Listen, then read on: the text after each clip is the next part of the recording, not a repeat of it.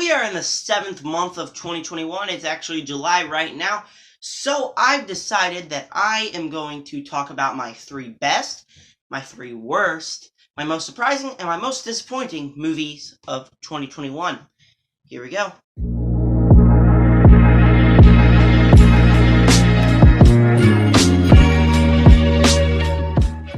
Hello everybody, my name is Zachary Movie Chat, and I love movies. And I obviously love new movies because they're movies that nobody's ever seen before, so you never really know if I'm going to like it, love it, hate it, just think it's mediocre. So today I'm going to talk about my 3 best, my 3 worst, my most surprising, most disappointing movie of 2021. This is like a big list. It's controversial, I know, but I would like to know your thoughts. What's your 3 best, your 3 worst, your most surprising, most disappointing down below? While you're doing that, make sure to subscribe, hit the like button, hit the bell, and make sure to comment down below what I just said. Here's how it's going to work. I'm going to go number 3 for best, number 3 for worst, number 2 for best, number 2 for worst, most surprising, most disappointing, and then number 1 for best, and my least favorite movie of the year. So that's how it's going to go. You can do it any way you want down in the comment section below, and here we go with number 3 on my best list. This is going to have to be Zack Snyder's Army of the Dead. I was genuinely surprised by this film. I was expecting a good film, and what I got was a film that, after I watched it, it seemed more like, okay, watched it, done.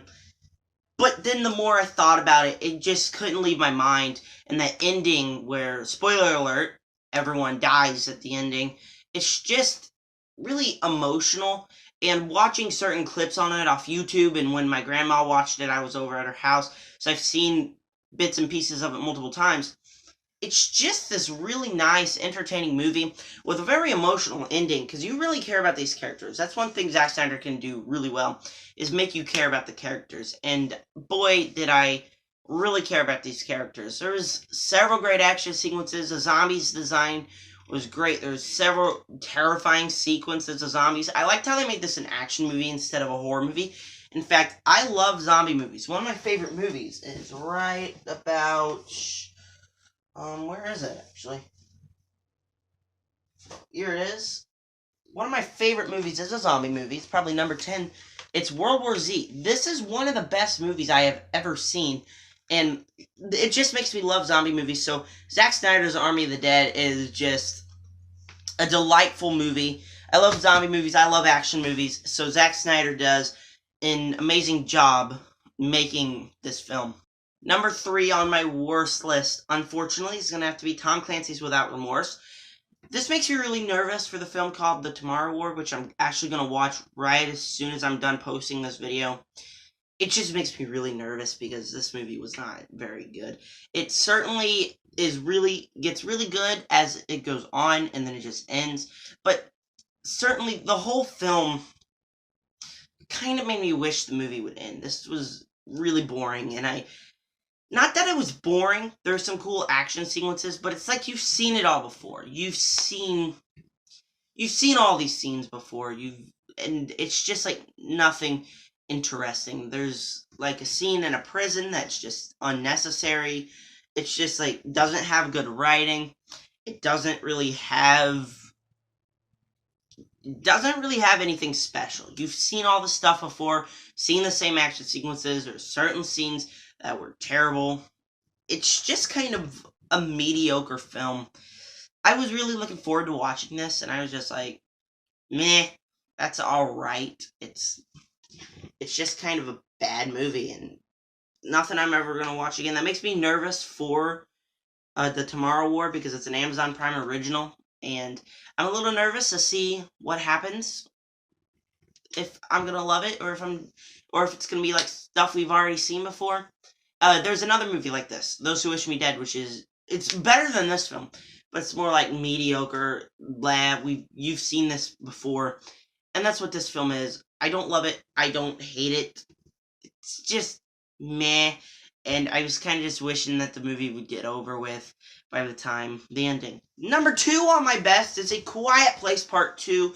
I didn't like this movie, actually, to be honest, in the second act. Probably because I watched this at a drive-in, my radio was being all stupid, so, like, in the scenes where they were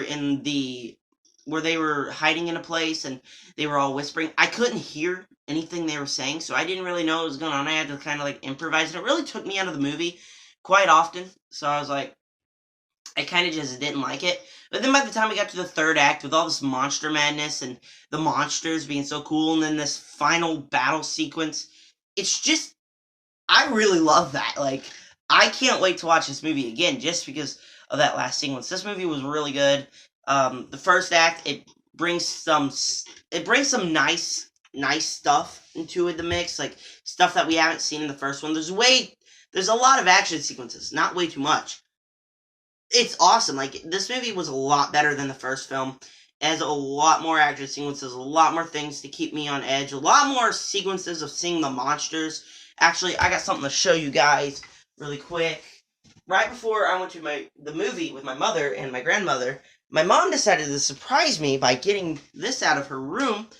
She was gonna give me this when we went to go see the movie. Like, look at it. It's a Quiet Place monster. It's so cool. I really like this guy. I really like this movie. It has a lot of great things going for it. I definitely recommend you check it out. Just don't go to see it in a drive-in. I need to watch this again on like Blu-ray where I could turn it up to 100% and hear everything that's happening. But that final sequence is just stunningly good, and a lot of things out of this film were just stunningly good. Number 2 in my bad is Flora and Ulysses. This was a Disney Plus original. Disney Plus originals to me, some of them are good, like the Phineas and Ferb Candace Against the Universe. That was an amazing movie. But films like Artemis Fowl, The One and Only Ivan, Flora and Ulysses, they're just kind of boring to me. This film was really boring. It has a few sequences where I was like, yeah, that was really, really entertaining. I really liked that. But it also had a lot of sequences where I was just bored and was like texting my friend, hey, you said Flora and Ulysses was good. But it's not. It's just really boring. And I found myself really bored sitting down, forced to watch this movie. In fact, there's actually a time where right before the third act, I almost shut it off. And like, I forced myself just to sit down and finish the movie. Even though I didn't want to, I did. And just the movie, I don't really recommend it because it's kind of like a waste of time. You've seen a lot of this stuff before. There's some great things. Like, there was awesome movie references. There's just some stuff that was like, oh, that's cool. But in the end, I just felt really bored watching this movie, so I don't recommend it. Obviously, those 2 movies weren't awful. Every movie except my number 1 on the bad list is not awful. I really enjoyed some of these movies. But just, those movies were boring and uninteresting, and I've hardly given them a second thought. And number 2 and 3 on my best list, they're not stunningly good movies. I had problems with it, but they were enjoyable enough films. So, better than a lot of other movies I've seen this year. So, there's just that. Nothing except my number 1 and my number 1, my least favorite film on these lists, are like really great. Besides Quiet Place 2, that was a genuinely great movie that I've been thinking about a lot. So anyways, right now I'm going to give you my most surprising movie. Most surprising, Tom and Jerry. I was really worried I was going to hate this movie. Like, I was like, what if I hate it? Everyone's like, I hate it. What if I hate it? And no, I genuinely enjoyed this film. It's something that you have to watch with your brother or something to get some enjoyment out of it, because that's what I did. If I watched this by myself, I'd be desperately bored. But I watched it with my brother so I could like make fun of the film. And genuinely, I didn't need to make fun of the film. I really like these characters. I really like the jokes. I laughed quite a bit. This was a genuinely fun film. Obviously, it's nothing like I'm rushing to the stores to buy the Blu-ray so I can watch it again.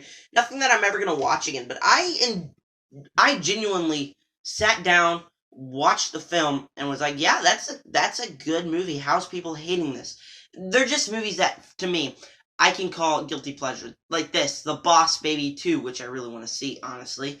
And Peter Rabbit. All these movies are films that I could be like, guilty pleasure, because I dig those kind of movies, especially when I'm watching them with my brother.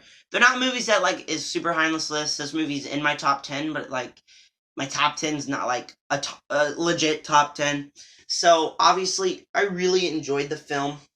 It's not perfect, certainly has its problems, but it is very enjoyable, and it's not like a must watch, but if you want to, just gather some friends and turn this movie on. It's pretty enjoyable. But most disappointing is Godzilla vs. Kong. By far, there was a lot of disappointing movies this year. This one is by far my most disappointing. I love the MonsterVerse. I love it. But upon rewatching films, I realized the only one I really love is Kong Skull Island. This movie is really dragged down by its multiple subplots about things you don't even care about. In fact, I was so disappointed by this movie, I watched it twice, and sure, I liked it a little bit better the second time I watched it, but going into the film, it's not what you expect. There's stupid subplots, there's like this whole plot, and because it's out on Blu-ray, I'm going to spoil it, whole plot about going into Hollow Earth, and no one cares about this plot. I certainly didn't. Me and my friend Brandon, we were both really disappointed by this film, especially me. There's like 3 monster fights. Expect them like 10. There's only 3. And genuinely, if it had a good human story, I wouldn't need to care about this. But it didn't have a good human story. All it had was a story about them going into Hollow Earth, which was just ridiculous and didn't make any sense. It was paced weird. A lot of things were negative. Sure, the monster fights are cool. A lot of things were cool. This was just not a good film. But because I already showed you this Funko Pop, I gotta show you my newest Funko Pop really quick. Because I love King Kong so much, I got a little mini Kong with axe from Godzilla vs. Kong. His eyes never turned red, just saying that, but like, I get the Funko Pop, and he's a really cool Funko Pop, but just the movie, my most disappointing, by far, movie of 2021. Sure, you can watch it. A lot of people will probably really like it now that they know what to expect, but I didn't know what to expect, so I was just bored. But number 1 on my best list, my best movie of the year, the greatest movie of the year. I mentioned this in my In the Heights review. It's Judas and the Black Messiah. This movie, I'm actually probably going to watch it again tomorrow because it's on HBO Max again. It's amazing, guys. This is a movie that you have to check out. It's so emotional. It has like in-depth of like how people used to treat black people in the past, and it's just heartbreaking because these are genuinely good people. And it's not like it's bashing on white people either. A lot of these films that try to do that, they're like, white people are bad, black people are the only good people, which is not true. Every person is equal. And that's what this film kind of treats us like. Like, it shows, like, this one cop who was, like, killing black people. It's like, because that's his job. And it's proving that he doesn't want to do it, but he has to do it. And it's just so emotional. I certainly cried at a few scenes. The whole next day I was thinking about it. There's some really powerful scenes, like the main scene from the trailers where they're like, I need a revolutionary. It's just amazing. There's so many great stuff in this film. Cast is amazing. I just desperately need to rewatch this movie because it's amazing. Hands down, the best 2021 movie I've seen all year. It's just something that I recommend to you guys just to check out immediately if you have HBO Max. It's so emotional. One of the best movies of all time, honestly, in my opinion. But we're going to have to go to number 1 on my least favorite. You know, when I took my break, this is the film that forced me to take my break. If you remember, I did a haul before I took my break, and I was like, you know what? My next video is going to be reviewing Thunder Force. I can't wait. I watched Thunder Force with my friend. It was a terrible experience. Now, let me tell you guys.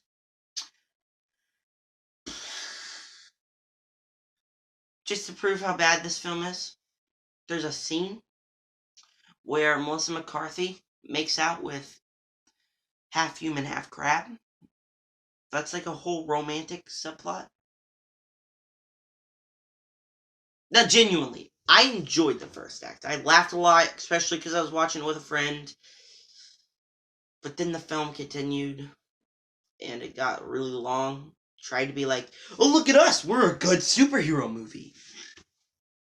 The plot was weird. There's especially the romance with the crab. I don't even know how this film got greenlit.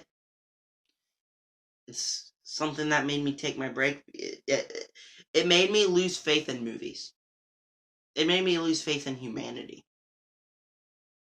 Judas and the Black Messiah restored faith in humanity. Amazing film. And on the opposite end, Thunder Force is like,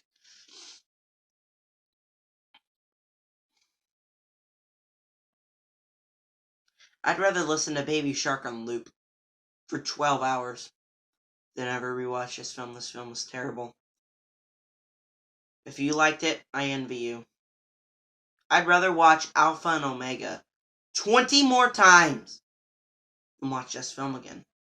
Because that Leaf Alpha and Omega doesn't have a makeout scene with Melissa McCarthy and a frickin' crab. But anyways, guys, that is my 3 best, 3 worst, most surprising, most disappointing. Thunder Force takes the crown. You're the worst movie I've ever seen. Well, no, that's gonna go to Trolls World. No, that's gonna go to Hard Kill. That's a terrible movie. But this film was awful. Like, don't watch this film. But anyways, I'd like to know your thoughts down below. I would also like you to subscribe, hit the like button, hit the bell. I'm gonna go watch not Thunder Force, because like I said, Alpha and Omega 20 more times before watching that. You know, I'm taking an oath on my life. I oath that I will watch Alpha and Omega 20 more times than watching Thunder Force again. Anyways, guys, that was my list. I'm gonna go watch the Tomorrow War. After I edit this video, make sure to comment down your list down below. Make sure to subscribe, hit the like button, hit the bell. This has been a Zachary Movie Chat production. I'm probably gonna watch Judas and the Black Messiah again tomorrow. And if I love it as much as I loved it this time, I mark my words, I will probably do like a video essay on talking about how great this movie is. But anyways, this has been a Zachary Movie Chat production. Stay tuned for several more videos. Still gotta review Loki, Mysterious Benedict Society, all that good stuff. But this has been a Zachary Movie Chat production. Thank you guys for clicking on this video. And with that said, make sure to subscribe to join the Nerd Army. Peace out.